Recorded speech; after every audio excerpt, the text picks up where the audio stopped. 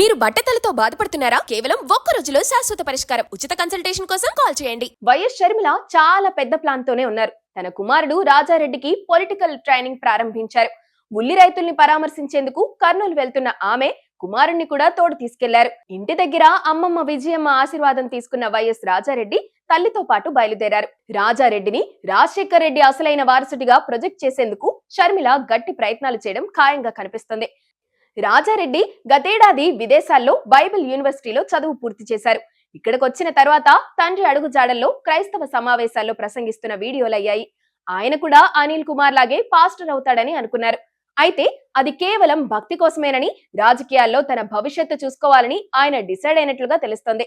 షర్మిల కూడా ఆ దిశగా శిక్షణ ఇచ్చేందుకు సిద్ధమయ్యారు. కొన్నాళ్ల పాటు క్షేత్రస్థాయి రాజకీయ పరిస్థితులను ఆయనకు అర్థమయ్యేలా చేయడానికి షర్మిల తనతో పాటు తీసుకెళ్లే అవకాశాలు కనిపిస్తున్నాయి. తర్వాత అతనే నేరుగా రాజకీయ కార్యక్రమాల్లో పాల్గొనేలా ప్లాన్ చేయనున్నారు. ఎలా చూసినా షర్మిల వైఎస్ కుటుంబ రాజకీయ వారసత్వాన్ని తన కుమారుడికి దక్కేలా ప్లాన్ చేయనున్నారు. బ్రదర్ అనిల్ కుమార్ ఈ మధ్య కాలంలో బయట కనిపించడం లేదు. ఆయన కూడా తన కుమారుడికే తమ వర్గం మద్దతు లభించేలా చేయడానికి తెర వెనుక ప్రయత్నాలు చేస్తున్నారు.